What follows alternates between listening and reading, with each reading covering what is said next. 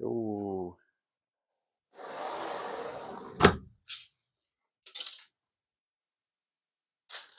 All right. It's been a little while since I've been on a live. It's been like a little over a week or so, I think. I haven't been to my grandma's house in a little bit either, so we've got to get our setup happening here. There we go. Oh my gosh. Crazy.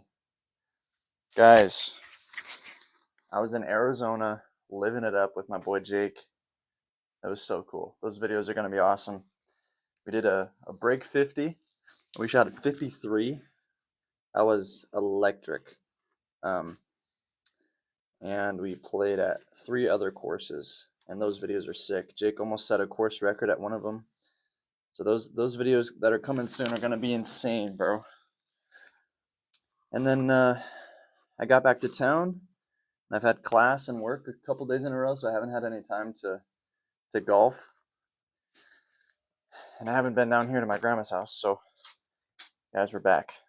Oh, we're so back. But because I've been out of town, this net and rain has gotten to my backyard. So we got to sweep up the leaves a little bit. Shout out you guys for being here. Appreciate it. Make sure you guys shoot me a follow. We're going to get going here in a second.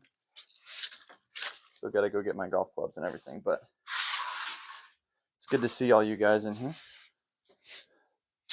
We've been a little bit away from the live space for a little bit, but we're back.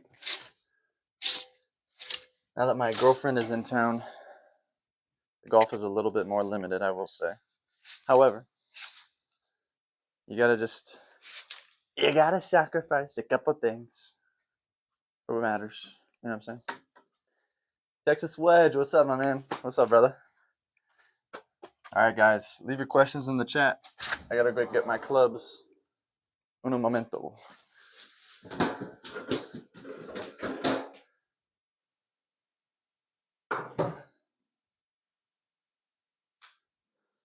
I don't know if you guys can hear me, but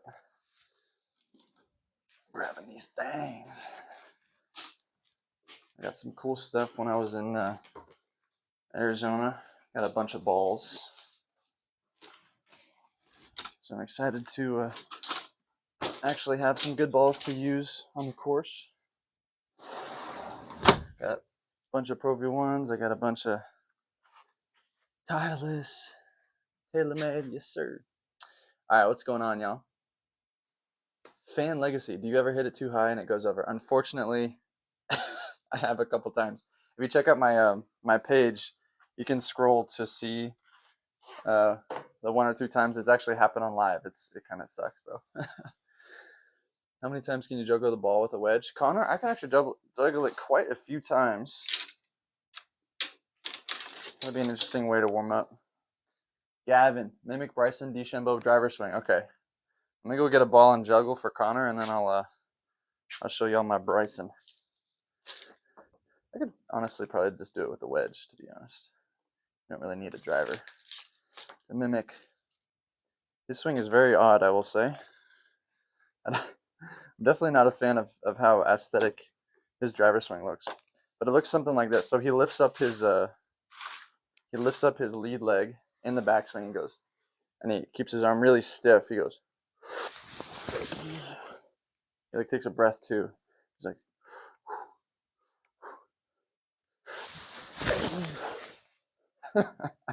he looks crazy, bro.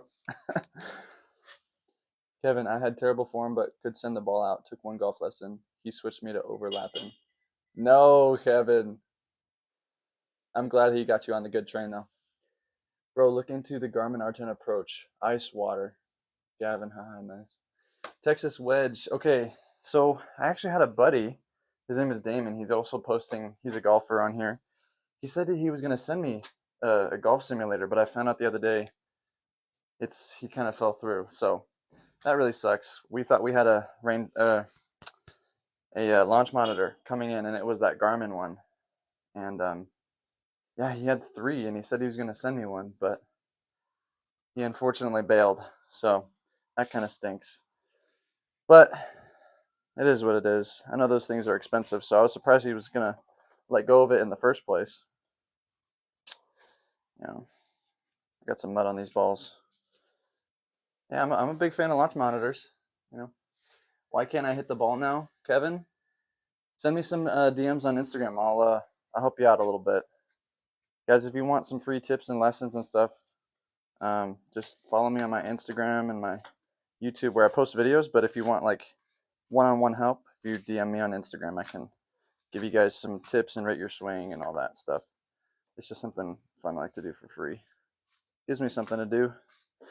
Okay, Connor, if you're still in the chat, you asked how many juggles can I get with a golf ball. Here you go. We'll juggle it for a little while. See if I can go between my legs still. I dropped it a little bit. It's all right. Close enough, right? Oh, I could probably do like a normal juggle for a couple of minutes, but as soon as I start integrating like between the legs, oh, the double off the chest, that would have been crazy. Nah, as soon as I start doing anything different, I can't. I hit it off the hosel. Sorry, Connor. Connor. Sorry, Connor. Ooh, that's loud. Yeah, so we got a couple of juggles on there, but as soon as I try to spice it up, I kind of lose it. So, anyways, there you go. You're crazy with it, holy. Oh, my boy Mark, always getting me right with the mirror because I keep forgetting. Huge giveaway at 5K followers. Don't miss out. Agnew Golf. Are you gonna give me something, bro? Are you cheesing for your own channel? For sure, for sure. Hit one, bro. All right, let me. I got a 60 degrees, so in order to not skull it off the, or not skull it, but sky it. I meant sky it out of range over the net. We'll go to like an 8-iron. Oh, the back is a little tense, a little sore, I will say. We don't have a glove. We don't even have a glove on yet. It's crazy. Oh man, it's like I never left, bro. I tell you, golf is just too easy. Golf is just too easy of a sport, I will say. Just absolutely roped. Center lane. Beautiful.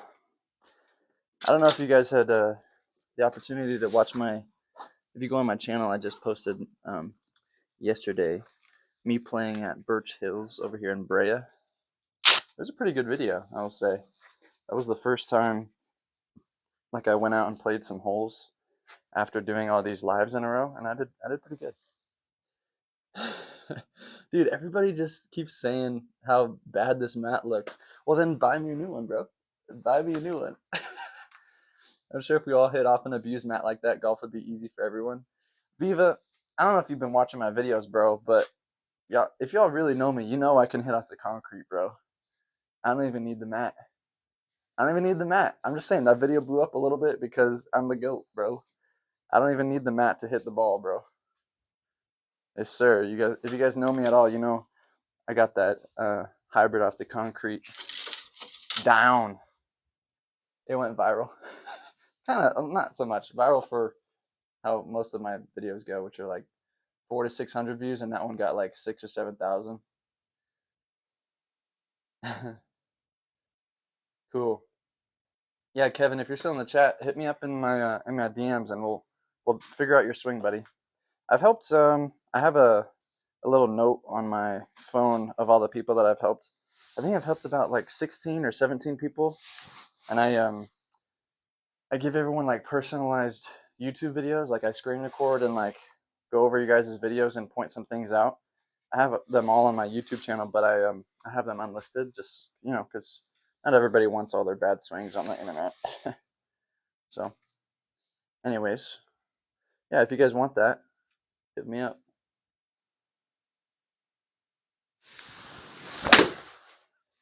Oh, it's so freaking good, bro. That's first swing with a 6. Little 6y Dixie. Okay, use all your nice clubs on the concrete then. Mark, it's funny. You think that I have nice clubs, bro? Look at what I'm using right now. Look at what I'm using right now, bro. B, need you to stream on a course sometime. So B, I actually did that. I wasn't on a golf. I wasn't on a legit course. I was at the simulator. Don't believe him, guys. Follow Viva Golf to lower your scores. I think Viva, guys, is like a 25 handicap.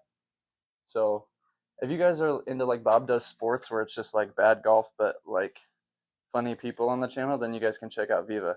But for me, if you like funny stuff and good golf at the same time, then you can follow me, because that's what you get on my channel. That's what you get from your boy. I'm like the epitome of taco golf. Good golf, but really funny. That's me, bro. That's me. I like the aesthetic of like some ASMR golf too.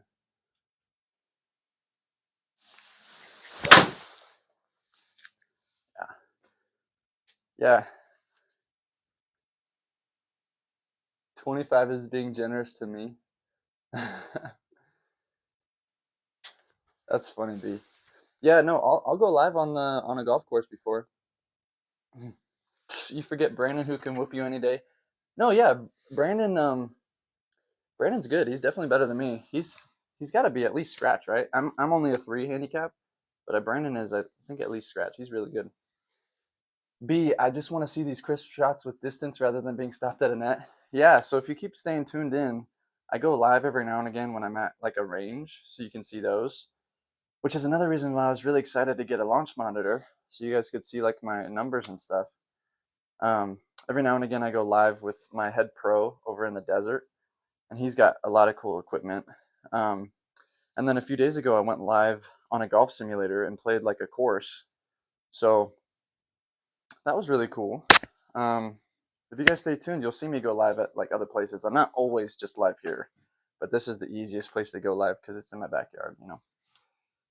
You don't have any night ranges near you? I have one. It's called Whispering Lakes, so I can go there.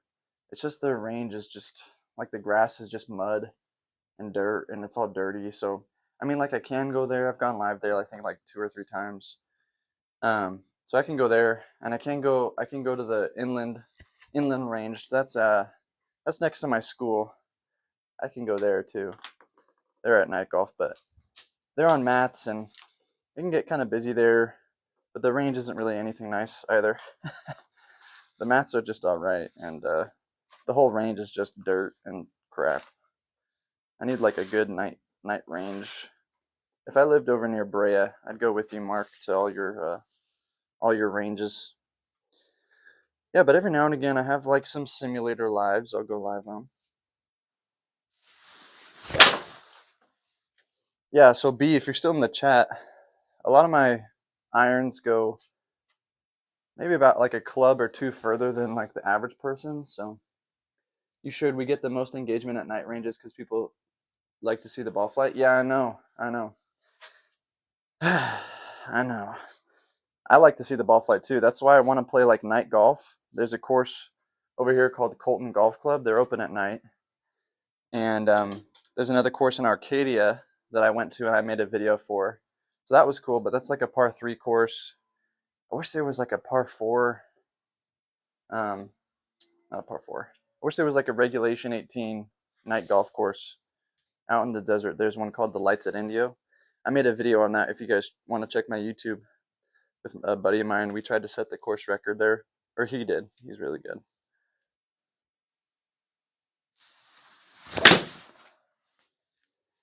Yeah. We hit him far. We hit him good. Yes, sir. David Baker's a par 4 night course. I don't know where that is. I've never heard of that. David Baker. David Baker. Oh.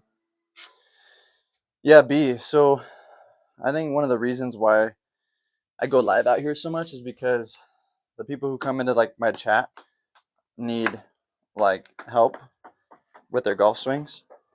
And you don't really need to see where the ball flight goes so much to get like golf tips on your swing. Because like we can walk through all the steps and stuff. to like work on your swing, you don't need to see the ball flight. It's all about like your actual motion, and you can feel it as soon as you hit it if you're, doing it the right way. So by my house, Fountain Valley. That's cool, bro. Well, maybe we should make a trip over there. I know you just keep talking about us linking up and playing, but until that actually happens, I'm not holding my breath. Plus, I got, grad school is usually at night, almost every day of the week. So I pretty much only have Friday through Sunday to play at night. But even then, I'm hanging out with my girlfriend. So I think my actual times to go play golf are going to be like in the middle of the day, in the middle of the week.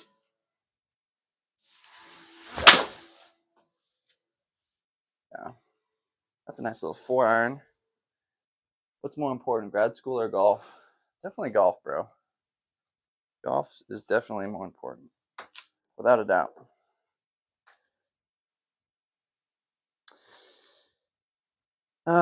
Unfortunately, I do need to prepare for the future, for my future wife. My future wife.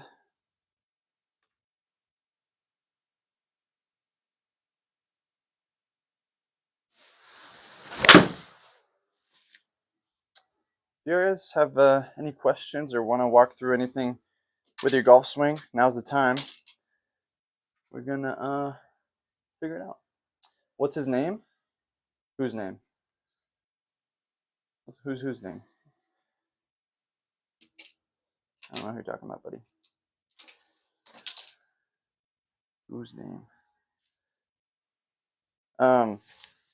Yeah, so if y'all just want to like tune in and just watch me hit balls, that's fine too, just because I'm also practicing here. But if you guys want to ask me questions about golf swing and how to fix certain problems or anything like that, feel free to ask and we can walk through it together. I'll show you guys what to do.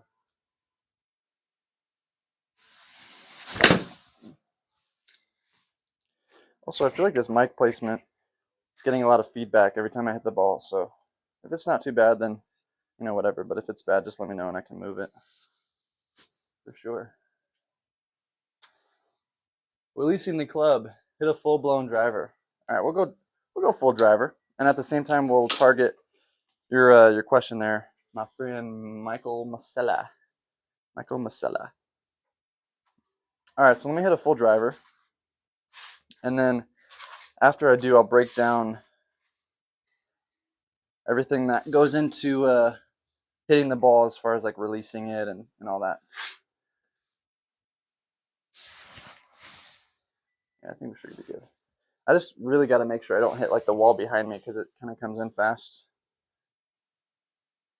All right, so we'll go full driver, and then we'll break down the aspects of the swing, especially the releasing.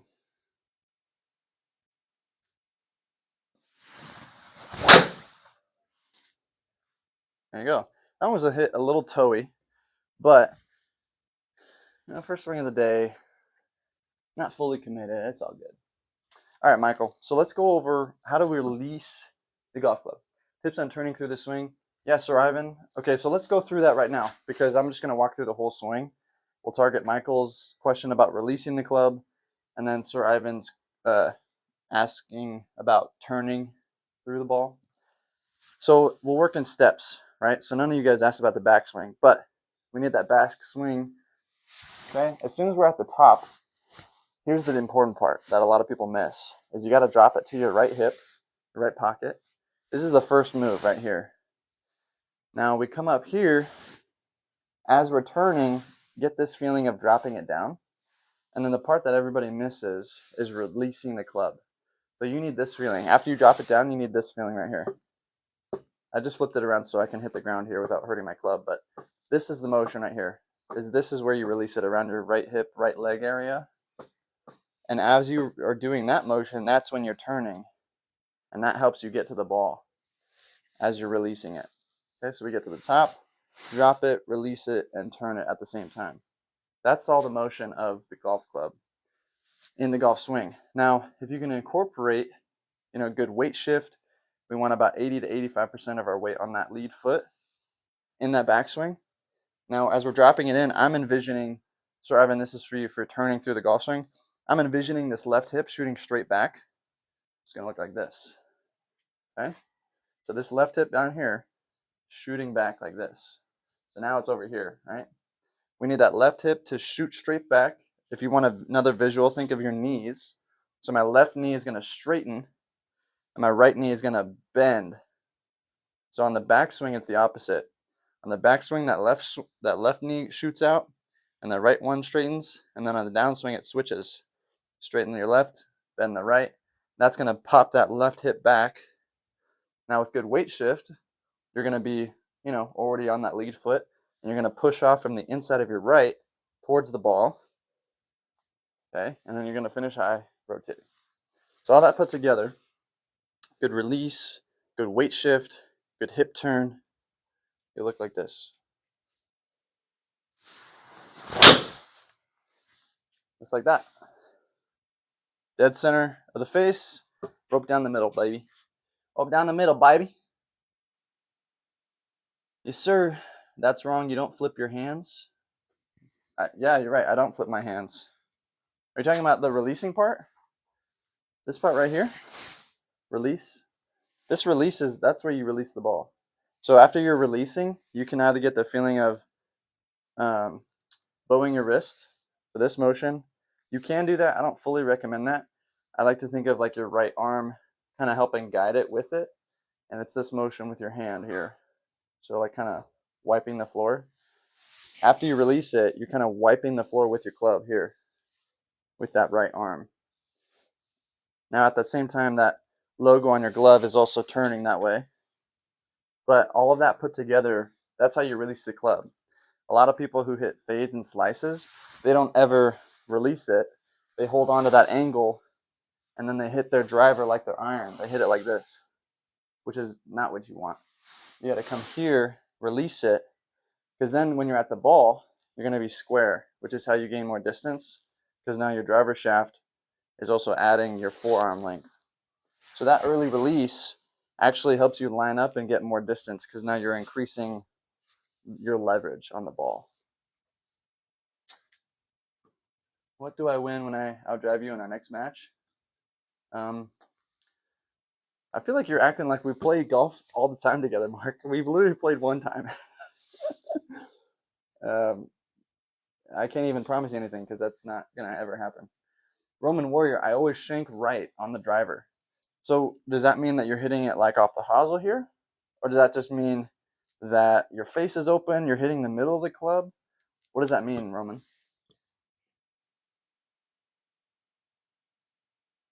And I won? We were on the same team. Bro's tripping. Yeah, I think I'm not hitting it square. So Roman, I think a big part of maybe why you're doing that is actually something that I used to struggle with. Whenever I get the shanks, it's because I'm not releasing that club, and my arms and my hips aren't in sequence. One of them is in like a different stratosphere than the other. So I get my hips turned and then my arms are like all stuck back here. So what you really need to focus on is, if you have like a towel or something, you can put it in this arm and in this arm. And I want you to take like some half swings. So don't take it all the way back, but keeping those arms connected with the towel, I want you to just take some slow swings and make sure you're meeting contact with the ball at the same time your hips are. So you're kind of here and turning through. And you're keeping that towel tucked between your arms here. That's helping a lot with your connection. Little half swings right here. Just like that. And you're still taking the half swing. You're going to be taking that half swing just to get that slow feeling of connection. Good weight shift. Everything is all teed up. Now, I want you to do the same thing, but now add a ball. Just because the ball's there, that doesn't mean you start wailing on it, right? Same thing. You get the towel, tuck it in your arms. You're still going to take that half swing, fully rotate. Okay, it's not going to be amazing. It's not going to go far, but that's the feeling that you need to be connected here and turning at the same time. Don't fire your hips and then your arms get stuck. That's not what you want. Okay, We got to be connected at the same time here. Boom, boom. That's the motion. I think the reason why a lot of people shank it off the toe is because that face is staying so wide open and you're pulling that club down from the very top. You're coming from here and you're just like pulling it down. But by pulling it down, if we look at the face and the heel right here, where the shaft is at, if we just pull it straight down from there, see how much my face opens up? I'm going to be making contact with this ball. The only place that I have to hit the ball is the shaft right here, the heel right there. So I'm here and I'm pulling it and I'm just yanking it right here. This is a motion from our right hand being under the club here and not doing this rotating motion that I talked about. Okay? And it's also coming from you just pulling it straight down. So we need to work in that moment. We need to work in that motion of dropping it to that right hip, releasing it here, and turning together in one kind of motion, all sequenced together. Because if we don't, and one thing is out of place, now we're here and we're yanking it over the top. This angle is being held on to. The only place to hit the ball is with that shaft. So we need to learn how to release the club so that it has time to get square. The only reason you're hitting it is because that face hasn't had time to square it yet, because you haven't released the club yet. So it all works together in one motion. My irons are good, but driver need to practice. Appreciate the tips, bro. I have a net. I'll practice the tower drill. Sick. Does it work with the woods too? Yeah, absolutely, George. Or Jorge, Luna. Yeah, so I'll show you with the woods. I don't have a 3-wood. I've got a 7-wood and a 2 hybrid. So I'll use the hybrid. That motion, that towel motion, can work with your irons, your woods, your driver, your anything. The same thing applies. You still have to have a good backswing, dropping it in and releasing it. For your hybrids and your woods, your mental shift has to be more so like you're sweeping the ball. That's going to allow you to have more time to hit it square. If I'm just sweeping it like this, I have more time to hit it square, as opposed to like an iron, you're kind of hitting down on it. You only have like a split second to hit the ball first. But if you have this sweeping motion, you've got this whole time to hit it, right? So we need that motion for hitting our woods and our hybrids. And sometimes it can be something as simple as just thinking about, okay, I need to sweep this ball. And you're going to get that feeling. A lot of people, they take their iron swing to their woods and their hybrids, which you can get away with that for sure. I mean, but you just have to be really precise and really accurate. You only have a split second to make that perfect contact. Are hybrids better than woods? I don't know. I think that woods go further. I don't know. That's like saying our wedge is better than putters. It's like, I don't know if that's like a fair comparison. I don't know if one is necessarily better than the other. I think just situations call for different ones at different times.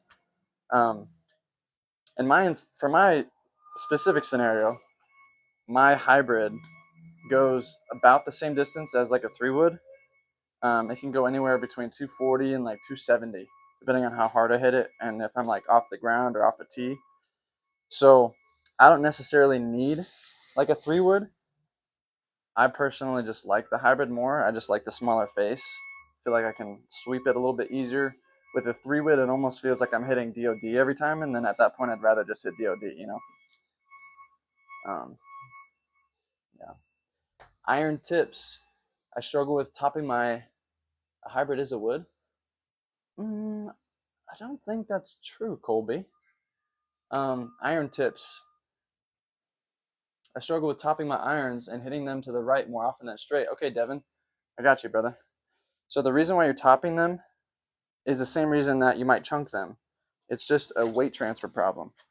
So, and I'm not saying you're fat. Weight transfer means the place where you keep your weight in your backswing. So if we keep our weight on our back foot, that's going to lead us to chunk it, or if we really reach for it, top it. All of that is solved if you just fix your weight problem. not seeing your fat, but your weight transfer issue. We got to get your weight off of your back foot and you swinging at the ball like this. And again, it could be really, really slight. It could look almost normal, and then just at the end you have like a little bit of weight on your back foot, and that's going to let you top it. You really got to focus on getting that weight forward and through the ball and pushing through, because if we stay on our back foot, you're going to get that chunk top. So I would recommend these couple of drills to fix your weight transfer problem. First one is our stomp drill. This one I go over a lot, but on that downswing, I want you to pick up your lead foot and stomp as your downswing. Like this. Stomp, swing. Stomp, swing. Stomp, swing. You don't have to do that with the ball. It's kind of hard to actually hit the ball when you're doing that, but that motion is going to get you used to getting that weight to that front foot, right? It's kind of hard to stay on your back foot if you're, stomping. So get used to that stomp and swing through. Okay, the next one you can do is something similar. After you swing, just take a step through.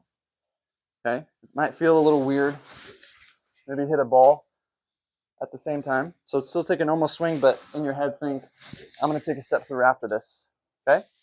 So now after you've done those two and have practiced it, and you want to test to see if you've gotten your weight through, I want you to take a normal swing, and then after you finish, lift up your back foot. So this would be a bad example. We don't want this.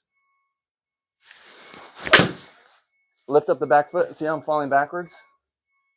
That back foot is going, like, I pured that, but the weight transfer, I just happened to time it up right. You're going to get a direct signifier if you got your weight through or not by lifting up that back foot. If you fall backwards, you didn't do it, right? So a good example is taking a swing, lifting up that back foot, and you're staying either stationary or falling forward. Okay, those are the three things that I'd suggest doing, and that's usually what I tell all my students to fix for their weight problems. Again, not calling you fat, but weight transfer, right? We got to work on that. Got to get your weight through the ball and not stay on that back foot. At the top of that swing, the main thing we got to focus on is about 80 to 85% of our weight should be on our front foot still. So we don't want to be at the top of our swing and all of our weight is back here on our right foot. We got to have, this is why Tiger does this in his practice swing, is a lot of his weight is on his lead foot. This is like he does this for feel, right? He's kind of squatting and getting that feeling on his lead foot as he goes back. That's what the feeling should be. That weight should be here on this foot, because then you can kind of release it, and then get through. All right, there you go. Rico Diaz, pulling my driver heavy. Any tips? How do you sweep? Kale says, say skibbity. I always duff those. That's crazy. Let me see. Sorry, I'm a little behind. I always duff those. Alex, have you ever hit it over? Yes, I have, unfortunately. If you're still in the chat, go ahead and check out my my channel. I have a couple of videos posted where I actually on stream went over the net. It was actually pretty funny. Hybrid is in fact not a wood. Boo Radley, you are correct. I don't know what Colby was thinking, to be honest. Transferring my weight made a huge difference. Yeah, Coke is on the money there. I need these drills, Lowell. You got it, James. Any tips to dial wedges? Devin says thank you. Front leg is the engine to everything. Yeah, Bradley's on it. This is what went through my head all around. Oh, was I Elvis there for a second? That was crazy. Oh, that was crazy. Shot. Oops. Any tips on distance control for pitching short, 40, 100? Yes, I got you. Yes, sir. Yes, sir. Okay. So now that I went through everybody's comments and I'm all caught up, let me start back over, and we'll walk through some of the things that people have asked, and we will get going here. Okay. So let's see. I think David said something. No, Rico Diaz. I pull my driver heavy. So if you're pulling your driver, we'll try to make these a little quicker so we can catch up to present day. But if you're pulling our driver, that just means you're kind of throwing your hands at it and you're flipping at it, right? So our face is kind of flipping right at impact, right? We're getting here and then we're kind of like flipping our hands like this. That's pulling your driver is just basically meaning your face is shut at impact and you're only setting yourself up to just come low and left and yank that thing. So easy tip I would say is start getting the feeling of swinging more. If your target is like a clock, like this, I would get you to start swinging more so towards like 1 or 2 o'clock as your follow through, as opposed to like 7 or 8 o'clock down here. Okay. So that's gonna just look like this, swinging up and kind of more out that way, and having, excuse me, and having kind of like a higher finish, kind of here, higher this way, as opposed to coming like this and just like yanking that thing. Okay, so that's tip number one. The second tip for pulling your swing or pulling your driver or pulling any shot really is this is a good drill for that. So it's putting your right hand or your trail hand on the bottom of the club here, looks like this. Okay, taking a normal swing then, and I want you to get the feeling of staying connected with your right hand as you're swinging the ball. Okay, if you're flipping your hands at it, you're gonna lose your right hand. Okay, I'm gonna lose my right hand if I'm flipping at it. I'm not gonna be able to like stay through it with that right hand. So here's a bad example. We don't want to like flip through and lose the hand.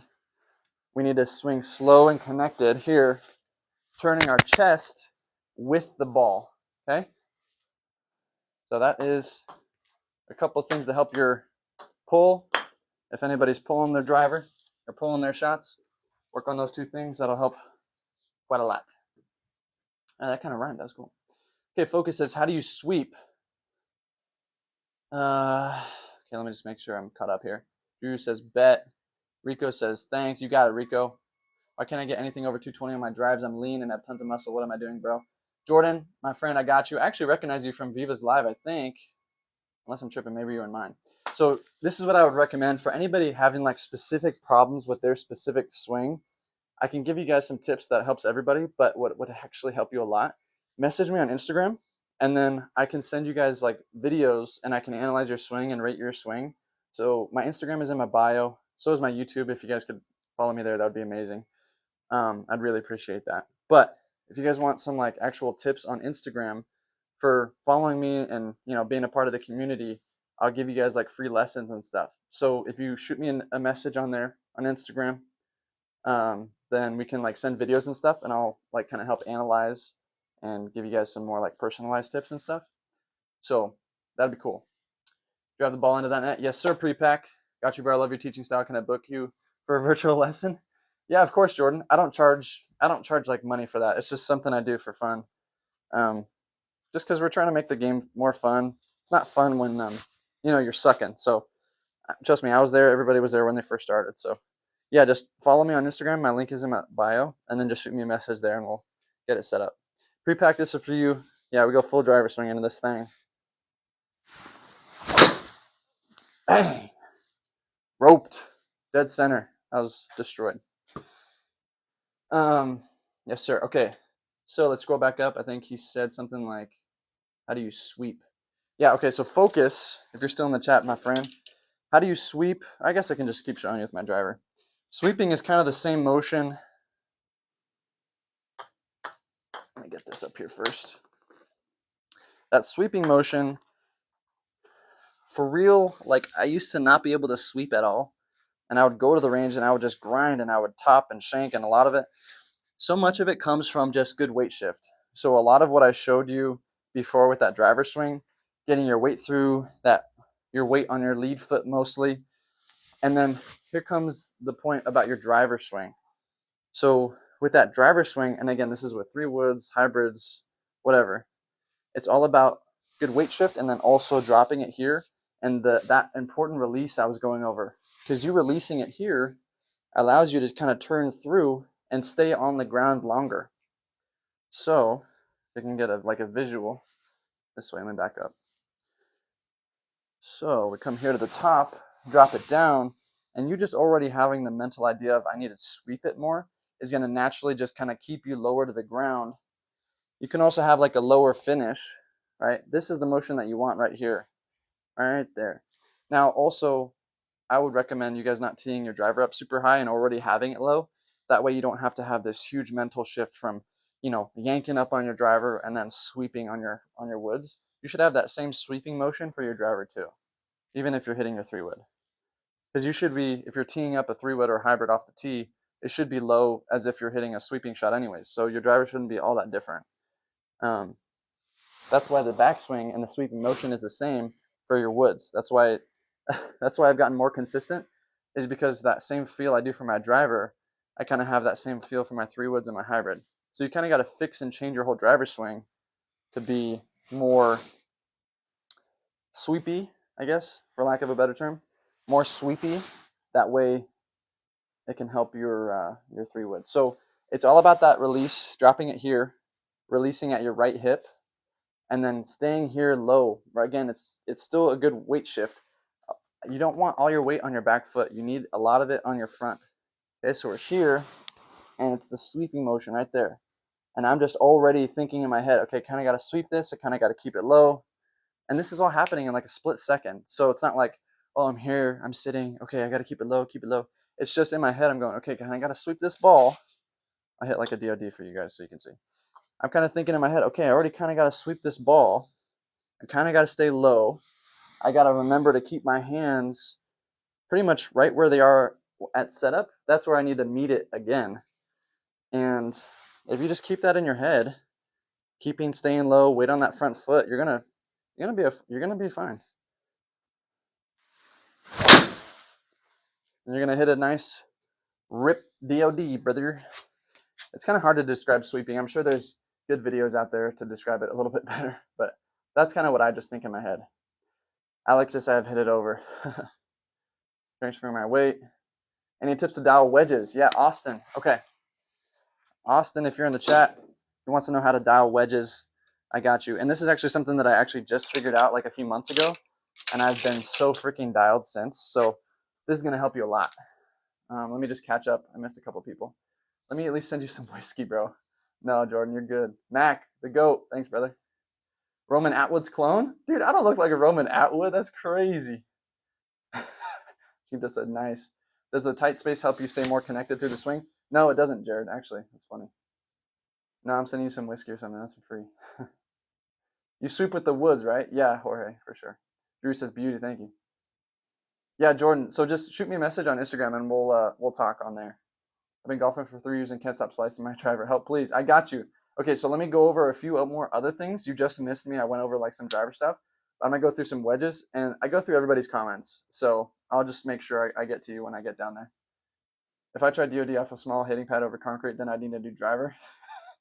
Nick Bryce golfing. Are you good? Yeah, Nick. I'm pretty good. I don't like to kind of flaunt and say like I'm really good, but I'm a 3.3 handicap, so I'm solid, I guess. Not gonna lie, I just been using irons off the tee. I feel like I got better contact and control over the wood. Using irons off the tee, that's fine. Finn Becker, you're just kind of losing a little bit of distance. I wouldn't suggest going into something that you're not comfortable with. I hit 4-iron off the tee for like a couple of months because I couldn't get my driver dialed. I only took it out during the range, and once I got that figured out there, then you bring it out. What's a realistic goal handicap? I'll come to you, lol. Actual? You're gonna come to me, bro? I'm in Southern California. We're gonna have a match? Or what do you mean? Also, guys, if you're in the chat, follow me here. I'd love it if you guys could follow my YouTube. And if you guys do, I can give you guys some free lessons on Instagram. That's kind of just how I show like free appreciation. My link is in my bio. You guys send me some videos. I'll rate your swing, give you some tips, all that stuff. We can go over it. And it's just something I do for free because I just like to do it. Yeah, I went to my long irons. My 3-iron goes 270. I'm happy with that. That's sick, Boo Radley. What's a realistic golf handicap wise after golfing for a year? Seacox, I think after the first year of me golfing, I think I was like a 30 handicap, maybe like a 25, 27, something like that. So if you're anything lower than that, that's freaking amazing. I know there's a couple of people who only play for like a few months and they're already breaking 100. That's insane. I think breaking 100 itself is already a huge accomplishment. And then breaking 90 is crazy. And then when you finally break 80, that's even more crazy. I've dropped about 10 handicap strokes every year. So I've been playing for like 4 years, just over 4 years now. I started in early 2020. I'm down to a 3. You seen anything about the Kawa swing guy? Oh yeah, Finn Becker. He's crazy. I love it. Yeah, I've been playing a little over a year. I'm playing at a 6. Boo Radley's insane. Boo Radley is insane. A 6 after a year of golf is insane, bro. I will say I also did that without any like lessons and stuff and just like completely self-taught. So if you guys get lessons, that will definitely help your game a lot. Yeah, for sure. Okay, let me not get distracted. Let me go back to my friend who asked about some wedges, and this is also going to target the person who asked about like those 40 to 100-yard shots, something like that. Um, it over. Transferring my weight makes a difference. I'm trying to remember who said all this stuff. Okay, RJ Golf. Any tips on distance control for pitching shots, 40 to 100 yards? Yeah, this is gonna help with like the chip shots too. Session brother. Yeah, me too. I just watched, not in a creepy way. You got it. I can make 90s if I can keep my drive to stay straight. Yeah, for real. Coco, or not Coco. Shot 89 as my best. I've been playing for 6 to 7 months, but all my scores are all over the place. Yeah, it just happens, bro. Just keep going at it. You're doing great, man. Oh, my freaking knees. All right, let me help out RJ and my other friend who asked about pitch shots or chipping and dialing the wedges. Let me start by saying, if your guys' question is in regards to like wedges around the green, like chipping, I have like the greatest piece of advice for you right now. So one of the greatest pieces of advice I ever got, and don't look at the pros for this because they all use like 60 degrees, sometimes 56 around the green because they can control other distances and stuff. You're not a pro, okay? I'm not a pro. So what I would suggest doing is get your 60, your 56, 52, 54, whatever it is that you guys use. Don't change your swing. Don't change your swing. So let's say that this net here is the pin. I'm going to have the same exact swing no matter where I'm at around the green. I'm going to just change my club for the distance. So if I'm right here, I'm going to have the same swing for my 60 right here. I'm going to chip it right there, right towards it. But let's say I'm further away, and now I have my 56, okay? I'm not going to change my swing with my 60 and just go full, just swing harder. Have the same exact swing, but just up your club. Now you're going to swing the same from back here, and at this point you've dialed in how far each of your wedges go, carry and roll out on average. Then you can just take that number and just duplicate it. So for my 52, I can be about 12 to 15 yards and have the same normal swing right here. Boop. And it's going to put me in like a 3-foot circle, 2-3 yard circle every time because that's the number that I know. So my biggest tip for chipping around the green and like your wedges is don't change your swing and just only do 60, right? You're not that good, guy. Okay, relax. Change your club and have the same swing. You want to be as robotic as possible. And I think that's what Bryson DeChambeau does really, really well. Is he's very robotic and very, succinct and systematic and all that stuff. So that's a big part of that. Okay, let me see. Succinct and systematic and all that stuff. So that's a big part of that. Okay, let me see. Okay, this guy who's talking. Okay, cool. So for 40 to 100-yard shots, at around 80, at around like 85, 90 yards, I go to my 56 and I just swing a smoother 56. But everything 80 yards and below, I go with my 60. And this is because I watched Colin Morikawa, who's a PGA pro. He had a drill on how to get more like spin on your wedge shots because they're like spinning the ball all over the place and it's ridiculous. And so I wanted to know how they were doing that. And what he basically talked about is get an idea, and this is very common. A lot of people have like half swings or knee high swings or hip high swings, chest high swing, shoulder high swing. So you can have like 2 to 4 different types of distances with every single one of your clubs. So I recommend getting all that dialed in. I, in my head, kind of have like a hip height shot, I've got like a chest height shot, and then I've got like a full swing shot. So those are my 3 distances I have for most of my clubs. At around that, when you start having to get kind of finicky with your wedges, a lot of people chunk them and top them and blade them even. It's because you're not getting your weight through. It's still all about having that weight more in that front foot, especially around the green. You got to have that ball in the back of your stance, weight forward, hitting down on it. But once you're getting into the more like the pitch shots, you kind of got to get consistent at. I get the motion of how far my club goes because I know that My hip height shot is about 30 to 40 yards. My chest height's about 60 to 70. And then like a full one is like about 90, 95 with my 60 degree. So with that in mind, if I'm, let's say 40 yards out, I know I don't need to take it up here, right? That's a mistake. It's taking it here and accelerating through the ball.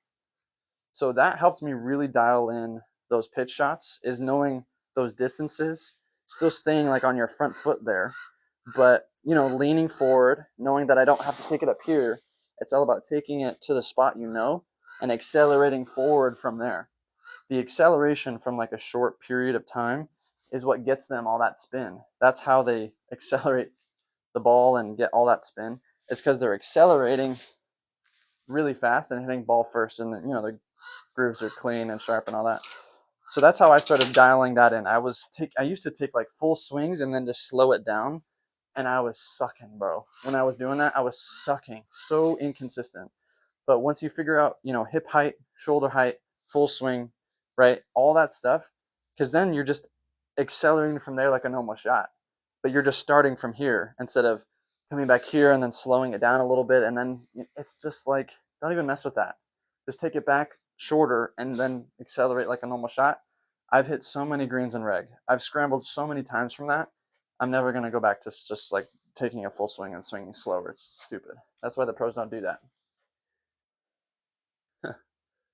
Oh, I'm sorry. Yes, Sirski. I don't even know what you said. Can't wait too much longer. I'm leaving. No. I didn't even see what you said, man. I'm trying to get down all the comments. I didn't even see what you said, my friend. Ask it again. I'll go over it right now before you go. If you're still around. Sent you a follow on Insta. Thank you, bro. You sure I had forehand? Yeah. I just gotta wait for Yasirski. I didn't see what he said. Oh shoot. Just joined. How long does it take for him to hit a ball? Oh shoot, I'm bad. I'm sorry, Yasirski. All right, we'll hit a ball just for him. I'll hit a 4-iron. Sorry, I was going over a tip. Shoot, I'm sorry, bro. There you go. Yasirski, if you're still here, that was for you, my friend. If you're not, I'm sorry, guys. When you guys ask me at the tip, I gotta go over it. I'm sorry. That was the 4-iron, though. Okay. I can't fight an early release. Nice swing, though. Oh, thanks, Yasirski. You got it, buddy. User, you ever shank one over the net? Unfortunately, yes. I have to say. But it was because they were like wedges that kind of go over the net. Usually on a normal swing. Just because, you know, like a 60 degree. I don't know why, but I hit like a 60 on this one time and it just went up into the trees. So that was not good. Perfect. All right. Those are 2 swings for you, Yasirski. Hopefully you stay tuned. Shoot me a follow. I go live all the time, so you can catch me. Hopefully when there's not as many questions in here. I got you. Why do my lower irons go the same distance as my higher irons? You're not compressing them. You're not getting your weight through. You're meeting the ball like square. Or you're just not too strong. You got to get that weight room, brother. Okay. All right. Let me catch up here. Let me go through these quickly so I don't miss anybody. Sorry, guys. YSLWRX. Golfing for 3 years. Can't stop slicing my driver. I got you. Okay. So this is for everybody asking about drivers and slicing and fading. All right. This guy says I'm going to come to you. Nick Bryce, if you're around here, bro, let's link up, bro. Shoot me a message. I'm so down. He's a +3. That's nothing. When it comes to match play, bro, that's nothing. That's nothing. I got you. Cool, thanks. I'll try to dial those in. Awesome. Kevin, can you show a 4-iron? Can you show to hit a 4-iron? I did hit a 4-iron, Kevin. If you want me to break that down more, let me know. Why do my lower irons go? Yeah, okay. Over there. All right. Somebody else said something. One more thing. Any drill to work on holding for a later release? I fight an early release. Yeah, I got you, dude. I usually have people. Okay, let me go driver here. My friend who asked about slicing and fading, because this is also going to target that release problem, or just release in general. So for a driver, guys, let me just show you a driver, and then we'll break it down for all the people who are asking for swings. Here's a driver swing for you.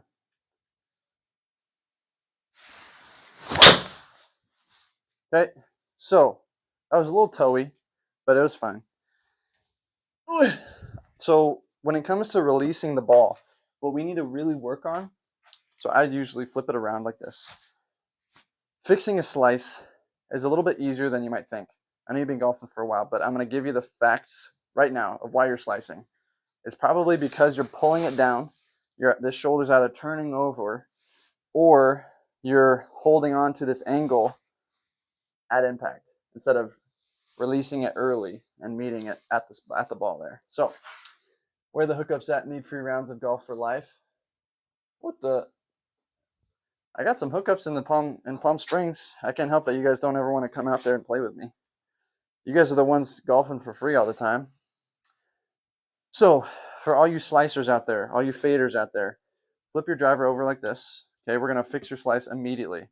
Step one is set up to the ball, right? So we want our setup to be just off the inside of that lead leg. Our feet should be about shoulder width apart, okay? So if this is our setup, now we can start.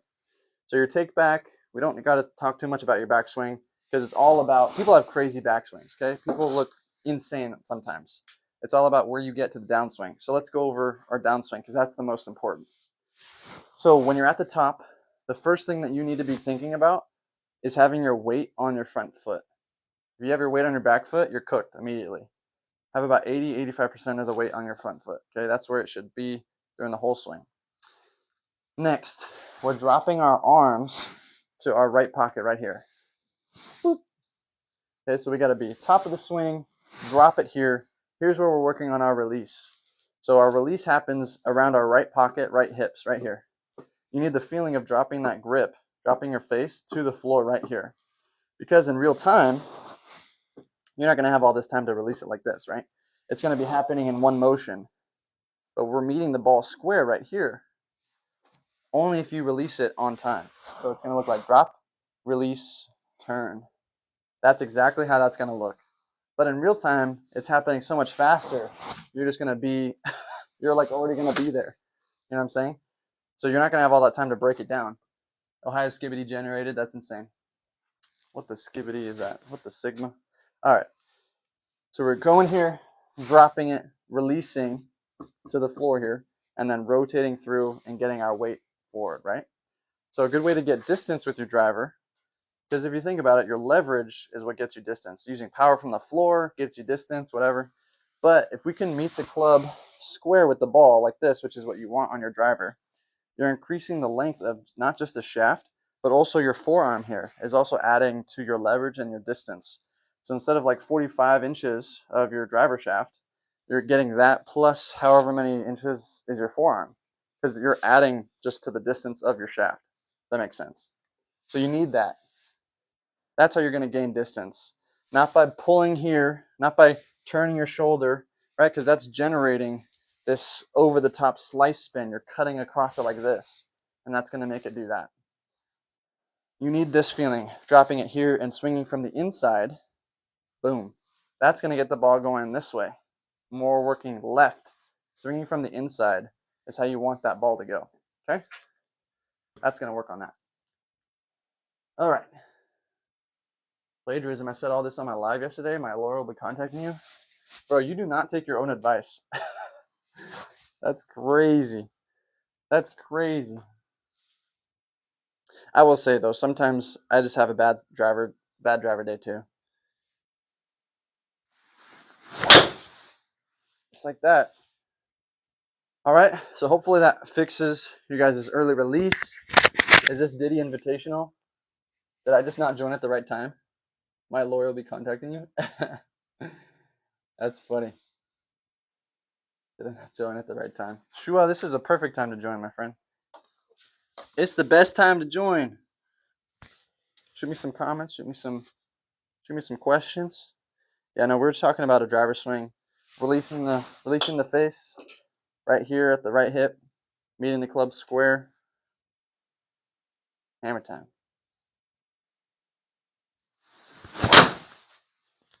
It's gonna go far if you just release it early, get that weight through, and don't pull that angle. Drop it here and release it. You're gonna be chilling. You're gonna be chilling. My slice is terrible, bro. I meant to say this is absolutely my weak point. Former baseball player.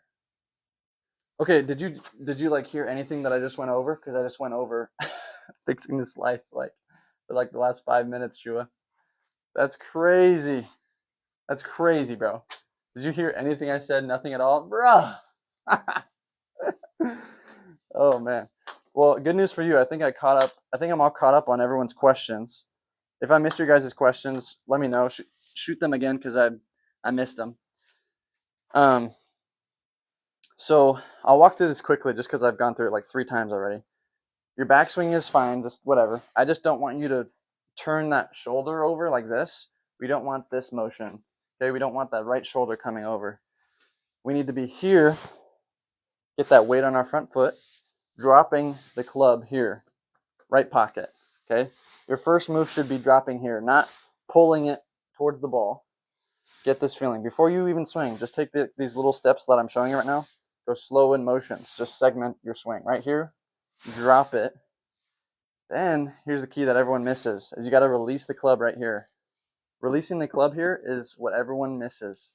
Drop it to your pocket, release it, and then from here you're turning, okay? If you're just pulling it here, if you're just dropping it to your pocket and then going for the ball, you can still come over top of it just from a lower angle right here. So you need to come here, drop it, like for that release, and now you can swing from in to out. If you drop it here and just go to the ball, you can still come over the top. We got to come here, release, and turn. That's going to get your slice out of the way. All right. So mad. That's my problem. Nick plays golf. You got it, dude. There you go. Hopefully that helped you out. So it's all about that slow motion. Also, if you guys are really struggling even after doing all those things and you're like, I'm still slicing it, then slow down your swing. A lot of you guys think you just need a full, swing range angle that thing. But if you can't do it slow, you can't do it fast. So I'd recommend just taking like little half swings with those same ideas in mind. Swing it slow. Go through. That wasn't the greatest example, I'll admit. But go slow. Go through like all your motions. Don't try doing it right away on full swings because you're not going to succeed that way. You got to be able to break it down in small increments. So take like little half swings, just like that. Don't worry about where the ball goes because it's about you drilling in a new feeling, a new motion. You can even break it up here, here, release and turn. You don't have to do it like in one fluid motion. Maybe you choke down a little bit, make your driver shorter. Half swing still. Don't do what I just did right there. I had my weight on my back foot. Still gotta have your weight on your front foot.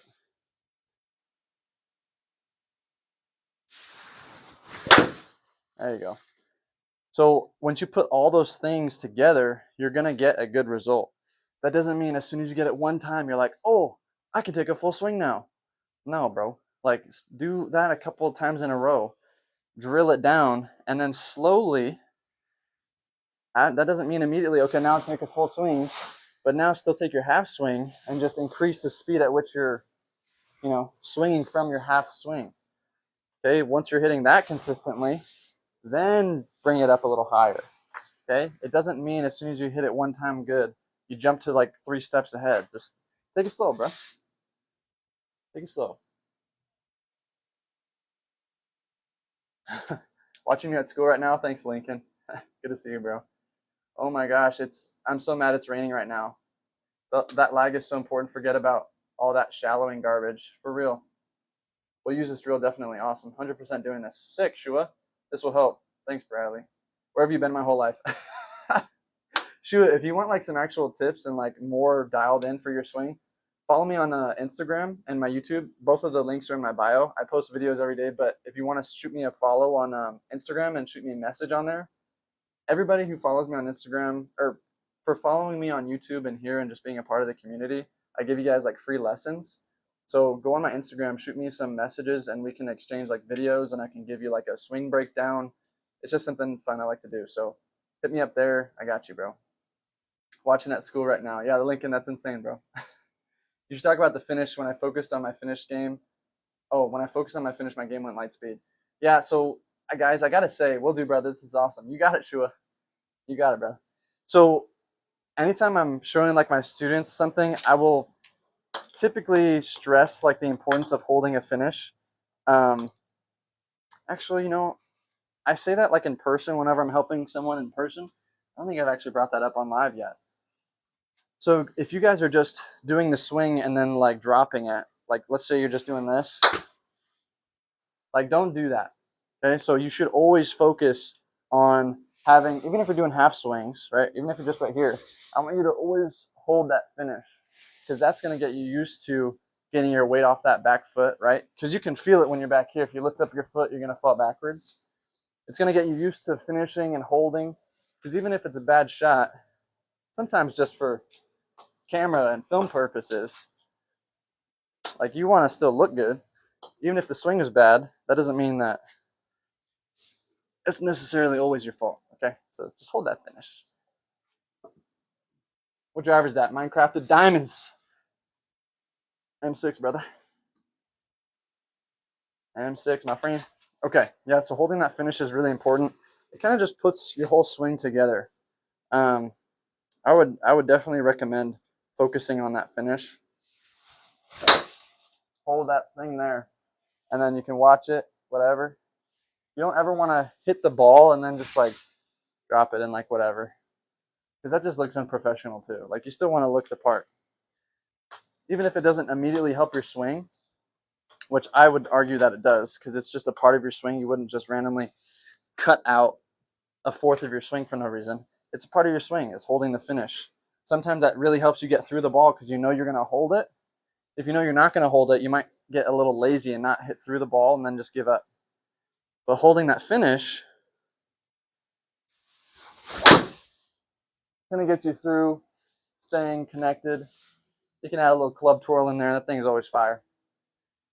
Nice to have the same one. Sick, bro. Instro, you reel for these tips. I got you, man. It's great for balance and weight transfer for sure. I keep pushing my... Oh, there's like a heart on the screen doing this. That's cool. Thanks, man. I keep pushing the ball on my drives. Any tips? Yeah, Drew, I got you, man. So if you're pushing the ball... Let me get one here. If you guys keep sending me gifts, I might be able to save enough money to get a launch monitor. That'd be cool. Or maybe enough money to buy a new mat. Because this thing's gross. So we're pushing the ball. That just means that your face is staying open as you're sweeping through. But a push is different than a slice. For if you guys don't know, a slice is when you're coming at it kind of over the top like this, and you're creating this motion right here on the ball. You're slicing across it. That's making spin and spinning it that way. A push is when you have like a solid, angle of attack, but that face is just open. So you're not coming from the top. You're coming from the inside, and your face is square, and you're just pushing it out there. So a way that we can fix that push area is just by your release. It's the same idea with just make sure we're all caught up. It's the same idea if you were to slice it. It's all about your release. So you're coming from a good angle, which means you're right here. But what you might be experiencing is, instead of releasing it at your hips here, you might still be kind of pulling it forward from here instead of dropping it down and releasing it like this. So another way that you could fix it is maybe just by moving the ball a little bit further. Because if you have it too close to the middle of your stance, maybe like around here, you're not necessarily, even if you do have a good release, you're not giving your club enough time to get to square where it should be, which is like just inside your front foot here. So maybe just move the ball a little bit more forward in your stance, giving your club that extra like foot or half a foot to fully close and be square. I bet if you did something as simple as that, you might just square it up faster because you're giving the club more time.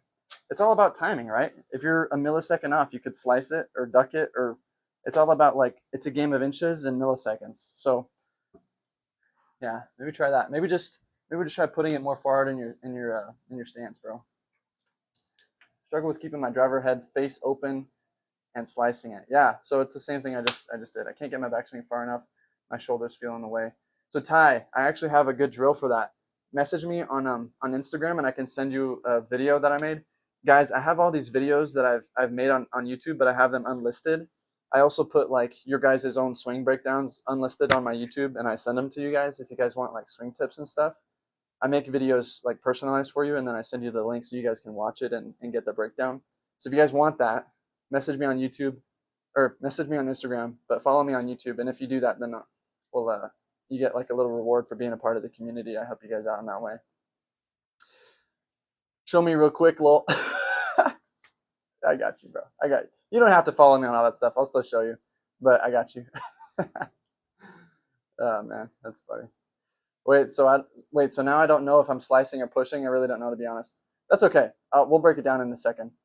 Why does someone have a ball fly at the top spin and they go up and drop steep, kind of like a tennis ball? Could just be the ball, honestly. Balls, like if you have a really bad ball, it'll do that. So Ty, I'll show you real quick. If you want like a fuller backswing, this is one of the drills that I teach. So you can kind of turn any club. Driver's fine, forehand fine, doesn't matter. So if you turn the club sideways like this and grip it along the shaft here, this is going to help you get the feeling of what it's like to get real steep. Part of it might just be you need to stretch. Right? A lot of people don't have a lot of mobility because they don't stretch enough. So you can put your arm, I don't know if you guys can hear me. Oh, well, there's a mic, so you should be able to. But you can put your arm against the wall, something like this, and then just turn outward and get that stretching feeling. You might just need to stretch your arms and increase your range of motion. So go against a flat wall and then just spin outwards and get that feeling of, you know, stretching that motion so you have some more rotation, and then come back to this drill, grabbing it like this. You're going to get this feeling right here. Oh, that feels good. So you can pull, because it's all about your left arm. I'm guessing you're right-handed. It's all about your left arm staying straight and getting a lot of turn in the backswing with your chest. Focus a lot on just making sure your chest is turning out, like away from the ball like this. All right, so we're right here like this. Boom. If you really can't get that out by you doing this drill, you can use your right arm and kind of pull that left arm through a little more. If you can't just rotate through it, pull with your right arm and you can get a little more out of it. And again, this is a drill that's just working on you getting the feeling of your arms rotating more, right? Like this. But I will also say, you don't need a super humongous rotation in the backswing. Look at John Rahm, bro. He takes his club to like right here. He looks like this. John Rahm goes like half his swing right here and goes. Right? He's not taking these full like long swings like this. Ryan, like Rory. He's hitting it just as far. Or not maybe just as far, but he's hitting it 330. Crazy. So that's a drill that I give you guys to kind of help like stretch it more and work on that. How do I fix my driver slice to the right? Work on that in a second. Hold on 1 second. Lehoch. How do I fix my eyes after seeing that mat? Mark, just buy me a new mat, bro. If you're gonna keep talking about it, just buy me a mat, dog. Honestly, love how helpful the golf community is with rookies. Yeah, dude, for real. Because I mean, we've all been there, right? Relatable. I hit my driver better from the middle of my stance versus closer to my foot. Thoughts? Greg, I would say this. I think there's a reason why all the pros, I'm going to play you for mine. I don't use it. Then just give it to me, bro. Greg, I'd say this. There's a reason why all the pros have the ball in the front of their stance like that. It's because it's the most efficient. So, Greg, if you're hitting it from the middle of your stance, you might encounter problems like hitting down on your driver, and you're probably losing a lot of distance by doing that. If you're still hitting it far like that, that's impressive. But like, there's a reason why every single pro does not do that. You know what I'm saying? The reason why, I can just show you a visual and just change your mind immediately almost. I'll show you right now. Right, so every pro, scratch, good golfer, they all have the ball lined up with like the front of their foot right here, because that's how it's supposed to be in order to drop it in, release it, and meet the club square and hit up on it, right? Because with our driver, we need to hit up on the ball. That's just the mechanics of the golf club. If we have it in the middle of our stance, kind of like a 3-wood or something, or hybrid or an iron, you're not really giving yourself as much time to square it up and release it. It's going to be really hard to hit up on the ball. You're going to encounter a lot of hitting down on the ball, which is really going to take a lot of distance out, and you might encounter a lot of slices and stuff. But by having it in the front, you're going to eliminate the possibility of slicing it, pushing it, topping it. You know, you take out a lot more problems by having good ball alignment. But if you're consistently, hitting fairways and, banking it like 230, 240, 250 down the middle, I wouldn't like immediately make you change that. If you're feeling really comfortable with it and you're hitting it well, then just stick with that, bro. Like, you don't need to change your swing. There's people who have really weird swings and it does well for them. I would just recommend trying to change it, because you're losing out on a lot of pluses that you can get from better ball alignment. It's like the same reason why someone who slices it 50 yards goes, okay, well, I'm going to aim left into the trees over here because I always slice it. Well, yeah, they might slice it every time and they might hit the middle of the fairway by slicing it 50 yards to the right, but they're losing all the benefits from not slicing it. You know what I'm saying? Like, it might work out for you, but you're not getting all the benefits that you could be by fixing what you're doing. You're fixing a symptom instead of like the problem. You know what I'm saying? So, all right, that's what I got to say about that. Greg, makes sense. Thanks. Yeah, you got it, bro. Actually, the tour average of angle attack is minus 1.5. That's crazy. Like, you're still not supposed to do that. You're still not supposed to do that. And I don't even know if that number is true, but if it is, that's crazy. Can you show grip? Yeah, Brandon, I got you, dude. So grip is, again, where a lot of like the golf swing starts, because it's how you're holding the club that you do everything. Can you hit a ball? Yeah, I got you. Let me hit a ball real quick. You guys got to ask me to hit the ball, otherwise I'm just going to keep going over like tips and stuff. And then we'll go over grip. Let me hit like 2 balls for my boy. You just asked. I got you, brother. I got a driver here. Yeah, we're doing that club twirl. We do club twirls into our net here. Let me go one more for you, brother. What's your name? Christian. For that to Tour Pros, bro, lol. Hey, man. I'm just telling you that's how you're supposed to hit the ball. I'm not going to say, I mean, they're obviously having success with that, but that doesn't mean that they're hitting the ball perfectly every time. That's just not how you're supposed to hit the ball.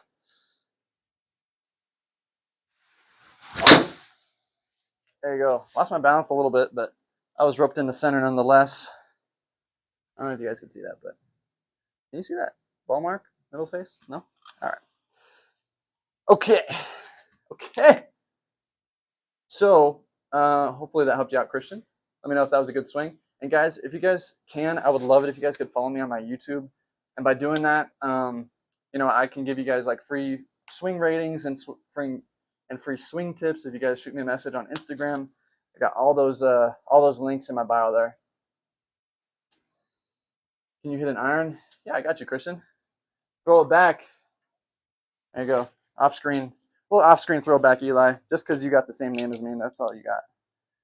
That's all that I'm going to give you. What did somebody say? Oh, Christian wanted me to hit an iron. All right, Christian, I'll hit a 4-iron for you, bro. Hey, yo. Mikey, what you doing, bro? I had to help out my boy Eli. He was jonesing for it. They've been jonesing for it. All right, Christian, here's a little 4-iron for you. And then we'll go over grip, because I didn't forget your grip question.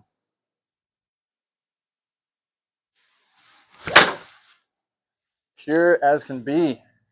All right, Christian, we'll do another one for you. Sir. Hopefully you like golf, Christian. If you do, feel free to follow me. Ask me some questions, bro. I'm just here for everybody who wants to ask questions or get lessons or anything. But yeah.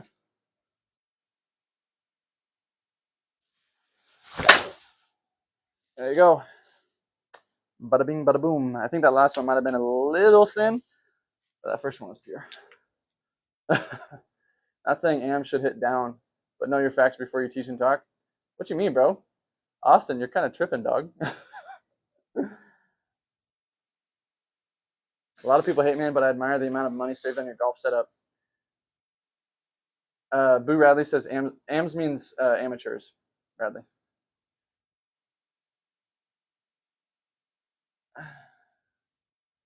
Best players in the world hit slightly down on the driver. Bro says it's not what you're supposed to do. I mean, it's not. I mean, if you just look it up, like driver, you're supposed to hit up on the ball. Your angle of attack shouldn't be in the negatives. Just because a pro does it doesn't mean that's like what you should be doing. Like, look at Scotty Scheffler's backswing, or look at Matthew Wolff's backswing. Like, just because a pro does it, that doesn't mean like that's what you should be doing. It works for them. They still hit it far. I'm not saying you can't hit like a good shot by having a, you know, a lower angle of attack. Like, I hit down on the ball with my driver sometimes, and it still works out. But that doesn't mean like you're supposed to. You know what I'm saying? There's just certain ways that like balls are supposed to be hitting. How is free tips upsetting him? I don't know. I don't know, brother. That's all right. I appreciate him being in here and asking questions and stuff. Tips to stop slicing my drive. I got you, dude. Feel more loose on the backswing. Hey, when I'm at the driving range, I drive goes far, but consistently slice right. What can I do? Okay, so a lot of people asking about slicing and stuff. Any tips to stop flipping? Philip, okay, I got you. A lot of people hate me and admire the setup. Thanks, Chris. Appreciate that, dude. How do I shallow my driver? Okay, so a lot of people saying, a lot of people asking about slices and stuff. Okay, so can you do a wedge? Can you do a wedge or iron off the concrete? Oh, Mikey's asking for something crazy. Okay, so let me hit this. Let me hit a ball off the concrete here. And then we'll go over grip. And then a lot of you guys are asking a lot about slicing and fading with the drivers. So we got a couple things in the queue here, and then we'll go for it. This is from Mikey. I hit hybrids off the concrete a lot. That's kind of like what I do in the backyard here. But Mikey wanted to see an iron off the concrete for some reason. So this is, here you go. I'm going to try to sweep this more so than hit down on it because I'm not trying to break my iron. But here you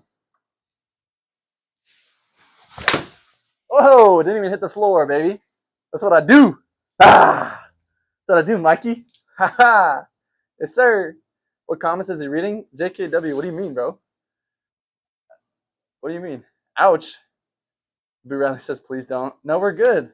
We're good. I cured it. What a savage.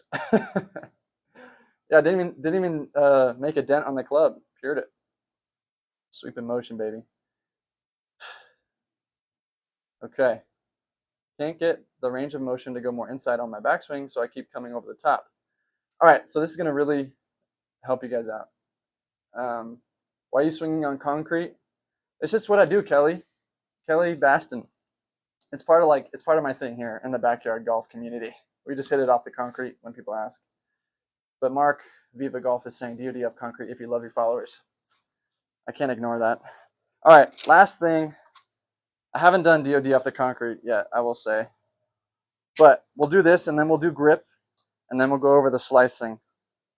It'll all tie together, okay? This ball is severely warped. It's actually crazy. So we'll go DOD. Now, guys, I will say I'm only doing this because Mark asked me to, and he put me in an ultimatum. I will not, I repeat, I will not be doing DOD ever again. Bro, I'm just kidding. Buddy, when you get some irons you love, you won't want to? Probably not.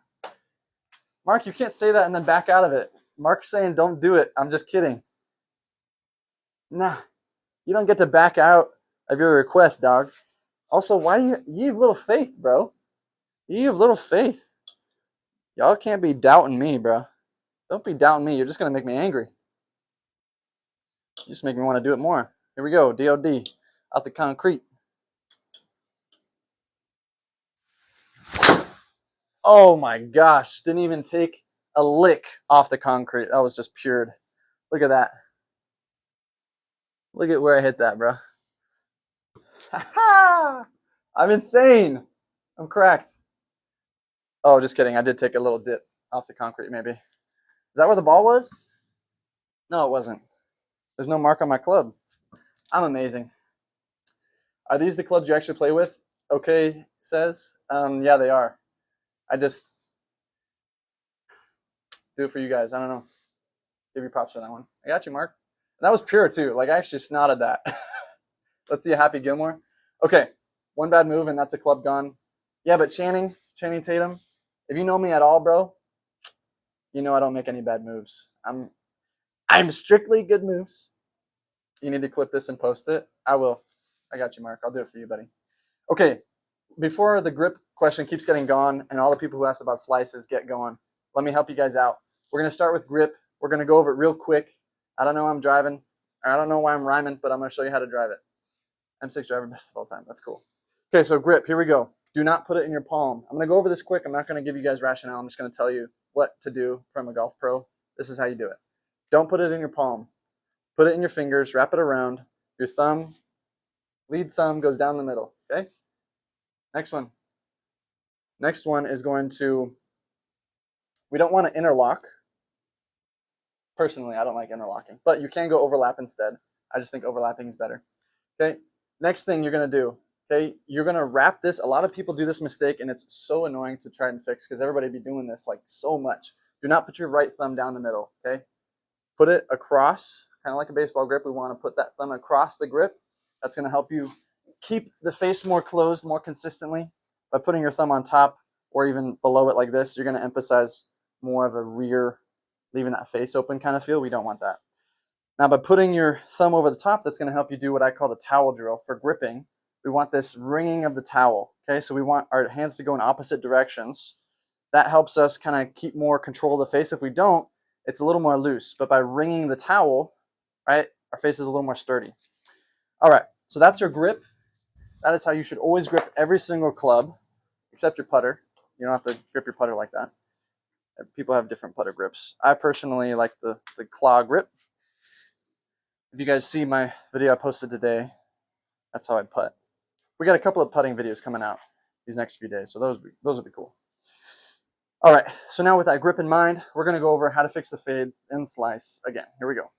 And again, I'll make it very simple. We're going to keep it brief. Keep going. Okay, backswing to the top. Drop it to your pocket. Release the club and rotate through, meeting the club and the ball square at impact. Okay, that's the motion. Show you again from this side. Okay, we're here. To the top. Drop it. Release it. Rotate through, meeting the club and the ball square at impact. So how do we do that? Flip the club around. Okay, I want you to do this right now. Ring the towel, people. Yes, sir.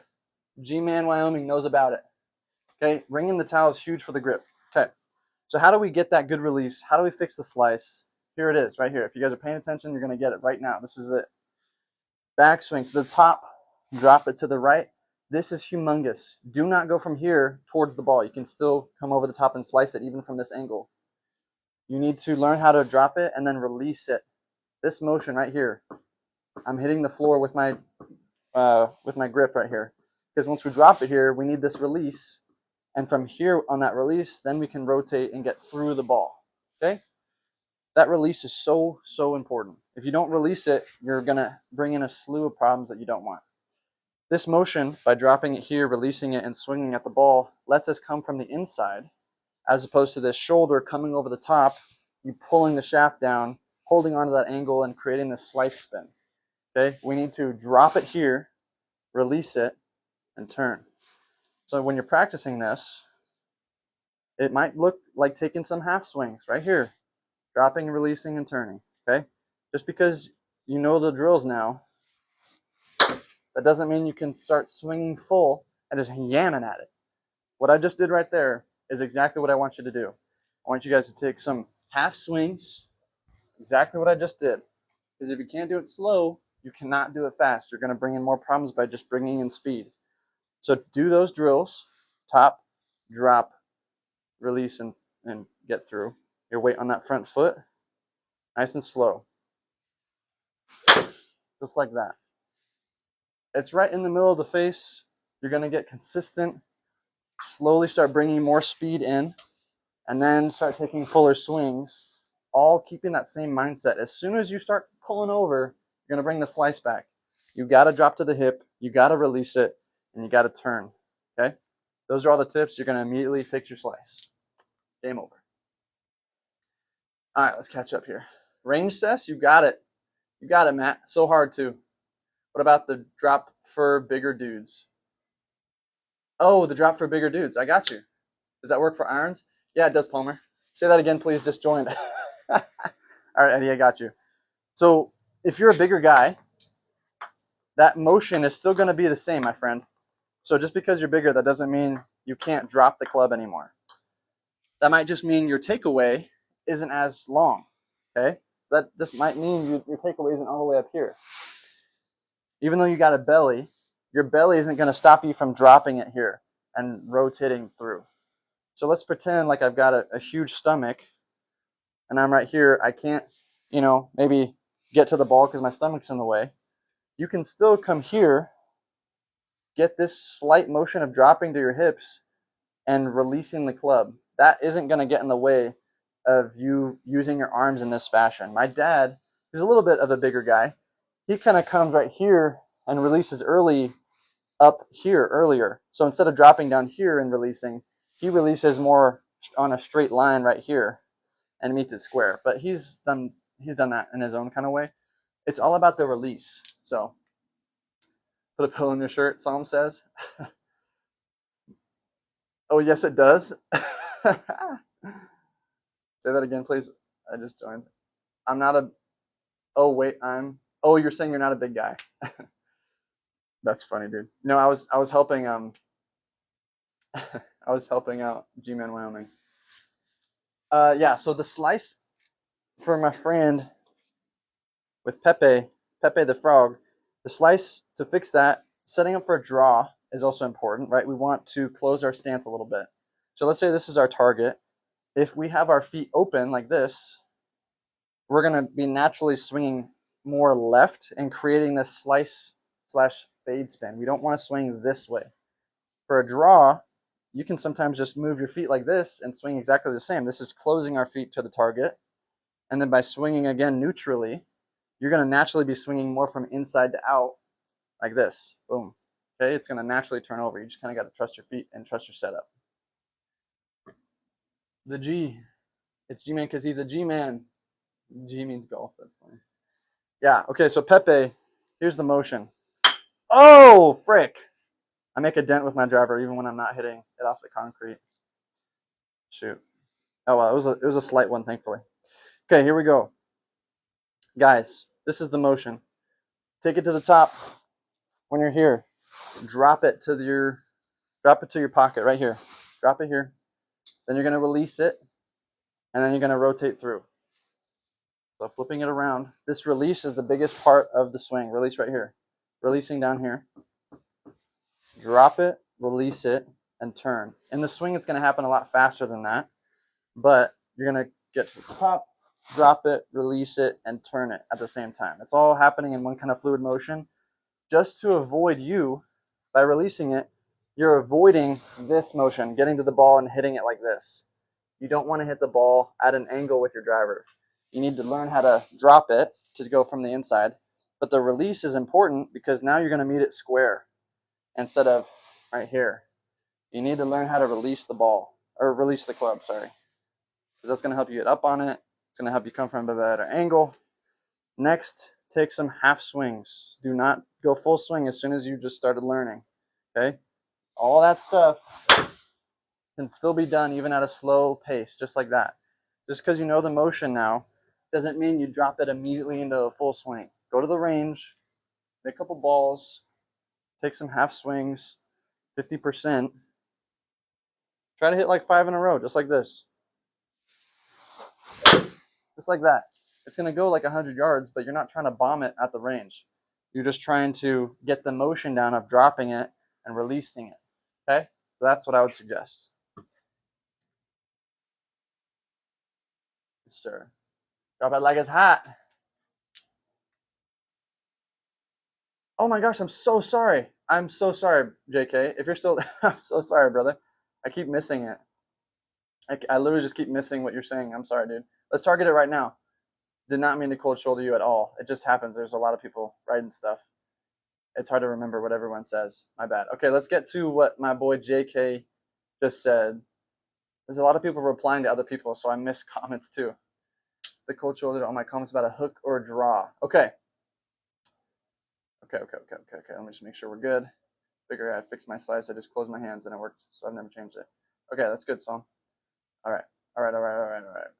Just make sure I got everybody else. Hook and a draw. So okay, so let me try to find your comment, JK. Are you struggling with a hook and a draw? Oh, I see you now. Oh, I lost you because Eddie joined and said that. Okay, how can I fix a hook? Does that work for irons? Palmer says yes, it does. Yes, it does. Yeah. What about bigger people? Okay, fix a hook. All right, sweet. Here we go. So let's work on how to fix a hook, guys. So if you're fixing a hook, or sorry, not if you're fixing. If you have a hook, it's because what you're doing is that face is shut at impact. Okay? So at this moment where you're, let's say this is the ball here, you're coming here and your face is really, really closed, and you're hitting the ball here, and you're finishing down here.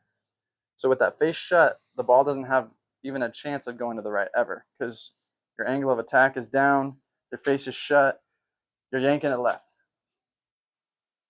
How to never top a ball, tee and green.